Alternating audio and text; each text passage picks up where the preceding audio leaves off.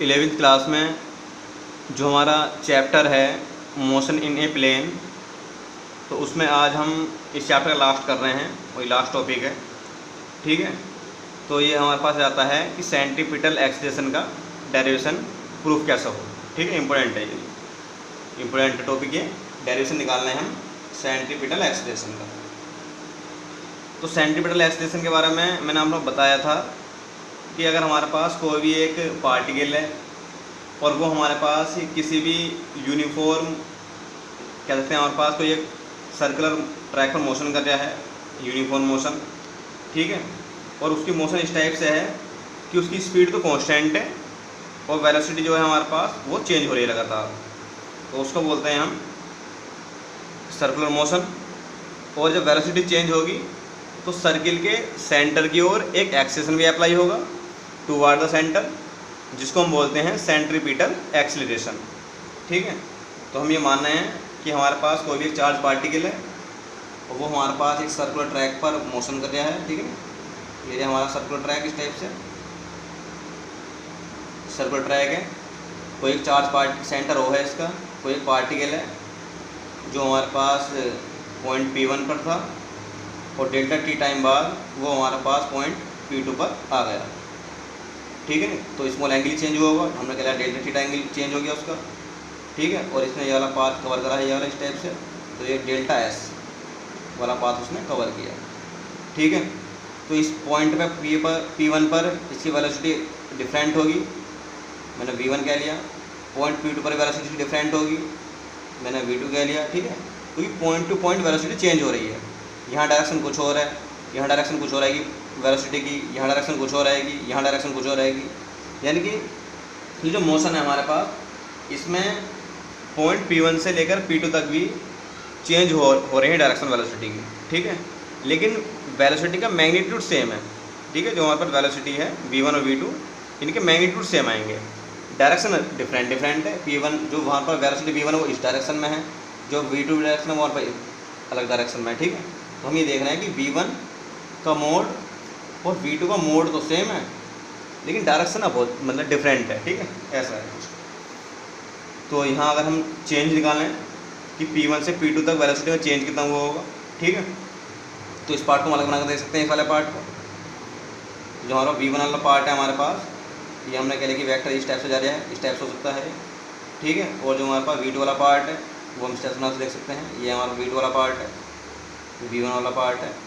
तो जो हमारे पास चेंज होगा कितना होगा हमारे पास, इनसे मिलेगा वेक्टर डिस्प्लेसमेंट वेक्टर इनका, यानी से हमने A कह लिया, इसे B कह लिया, हमने इसे C कह लिया, कि डेल्टा V चेंज हो पाएगा वेक्टर। ठीक है, डेल्टा डिस्प्लेसमेंट वेक्टर, यानी P1 से P2 तक जाने में जो हमारे पास पार्टिकल का वेलोसिटी चेंज हुई होगी वो कितनी हुई होगी, delta V equal V2 minus V1। ठीक है, इस टाइप से इस वाले पार्ट को ही हमने अलग बना कर देख लिया ना, एंगल कितना चेंज होगा, डेल्टा थीटा। ठीक है, ये इस टाइप की कंडीशन है। अब हम ये देख रहे हैं जो हमारे पास ट्राइंगल है, और इसे समझने के लिए आप समझ सकते हैं कि जैसे हमारे पास कोई भी एक वॉच है, उसमें नीडल मोशन कर रही है, तो नीडल की अगर हमारे पास पहले वो नीडल यहाँ थी, उसके बाद एक टिक लगी उसकी नीडल की, तो हमारे पास अगर हम उसकी पोजीशन खींचते, मान लीजिए नीडल पहले यहाँ थी, तो हमने उसका वेलोसिटी वेक्टर खींच लिया, इसका नीडल थोड़ी और आ गई, थोड़ा एंगल तो चेंज हुआ होगा, तो उसका हमने वेक्टर खींच कर देखा इस टाइप से। ठीक है, तो वहाँ पर नीडल की जो पोजीशन है, मतलब नीडल पहले इस टाइप से थी, फिर इस टाइप से आई है, एक तो जरा एंगल उसका चेंज हुआ। ठीक है, और जब हम इसके वेक्टर खींचेंगे इस टाइप से और इस टाइप से, तो वहाँ भी हमारे पास एंगल आएगा कोई ना कोई इनके बीच का, कितना चेंज हुआ होगा।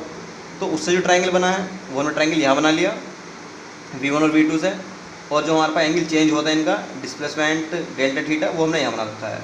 ठीक है, जितनी पोजीशन यहाँ चेंज हो रही होगी इनकी, कि यहाँ से यहाँ आया होगा, उसी टाइप से वेलोसिटी का पार्ट भी चेंज हो रहा होगा ये। ठीक, तो ये हमने दो ट्राइंगल बनाए, एक तो पोजीशन हमारे पास नीडल की है और एक पोजीशन हमारे पास जो उनकी वेलोसिटी की डायरेक्शन है उनकी है, दोनों से हमारे पास ट्राइंगल शेप में बने हुए हैं। ठीक है, इसको भी हम क्या कह सकते हैं, एक बिल्कुल लीनियर पाथ मान सकते हैं इस टाइप से, डेल्टा एस को भी।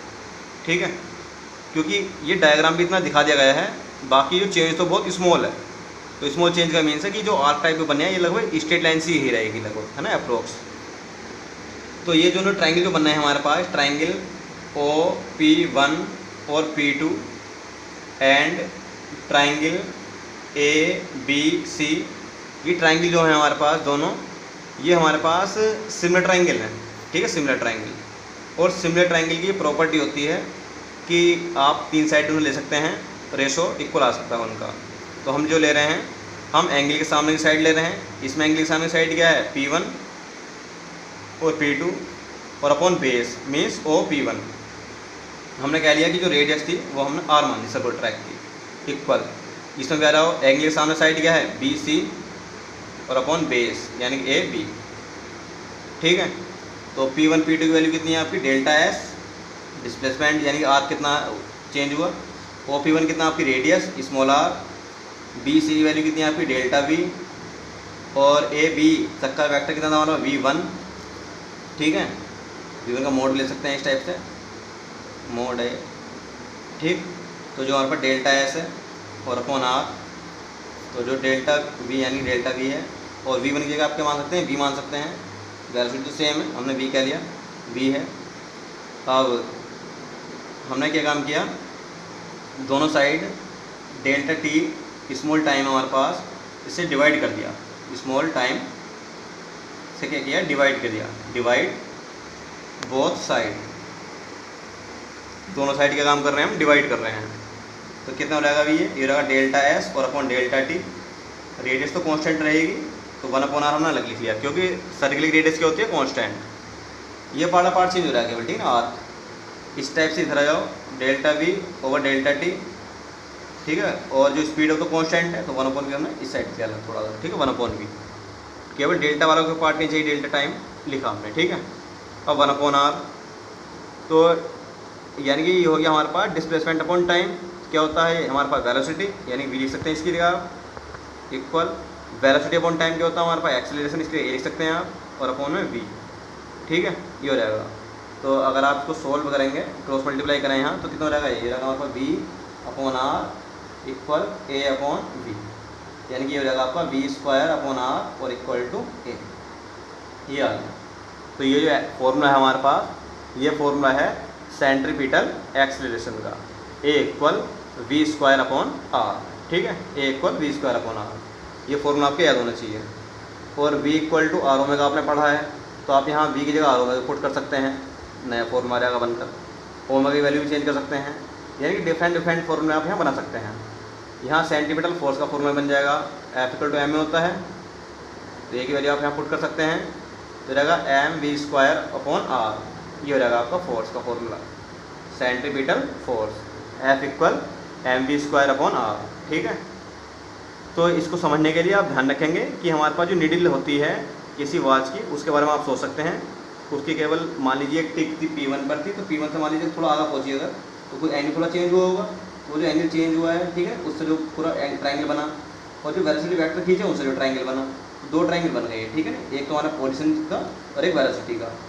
ये हमारे पास पोजीशन चेंज कितनी हुई नीडल की, ओरिजिन से, एक तो वो ट्राइंगल, और एक हमारा वेलोसिटी V1 V2 से बनी है ट्राइंगल, एक वो, उन दोनों की सिमिलर प्रॉपर्टी होगी, उन्होंने हमने अप्लाई कर दिया नियम जो हमारा फॉर्मूला होता है, ठीक है, ये है। और इनसे रिलेटेड जो हमारे पास क्वेश्चन है NCERT के, जो आप रह गए थे एक दो क्वेश्चन और, उन्हें आप देख लेते हैं। जो हमारे पास सेंटीपिटल फोर्स है, इससे रिलेटेड जो हमारे पास न्यूमेरिकल हैं NCERT में, ठीक है, तो उन्हें देख रहे हैं। क्वेश्चन नंबर जो 18 है, उसमें हमारे पास लिखा हुआ है an aircraft execute A horizontal loop of radius 1 kilometre, ठीक है। तो वहाँ पर रेडियस दे रखी है 1 किलोमीटर, यानी 1 × 10⁻³ मीटर है यहाँ पर रेडियस, विद स्टेडी स्पीड, आपको स्पीड दे रखी है अभी 900 किलोमीटर पर आवर। तो इसे आप बदल सकते हैं मीटर पर सेकेंड में, तो किलोमीटर में कितने होते हैं, यानी 5/87 मल्टीप्लाई कर लेंगे, 85 जा, तो रहेगा आपके पास कितना स्पीड 250 मीटर पर सेकेंड, ये आपका वी आ जाएगा, ठीक है। और आपसे पूछा गया है क्वेश्चन में इट्स सेंटीमीटर एक्सेलरेशन, तो आपको निकालना है, तो इससे आप निकाल सकते हैं centimetre acceleration, AC centimetre acceleration का फॉर्मूला होता है v²/r, तो यहाँ आप वैल्यू रख सकते हैं और सोल्व कर सकते हैं, ठीक है। v की वैल्यू आपके पास है और r की वैल्यू आपके पास है। तो ये क्वेश्चन इस टाइप से हैं, इन्हें आप कर सकते हैं, ठीक है। अभी चैप्टर कंप्लीट हो गया है और इस चैप्टर में जो हमारे पास प्रोजेक्टाइल मोशन है और हमारे पास सेंटीमीटर फोर्स, सेंटीमीटर एक्सेस का डेरिवेशन है, ये आप देख लेंगे अच्छे से करके, और वेक्टर के जो टोटल प्रॉपर्टी देख लेंगे। बाकी कल से नया चैप्टर हम पढ़ेंगे, चैप्टर 5।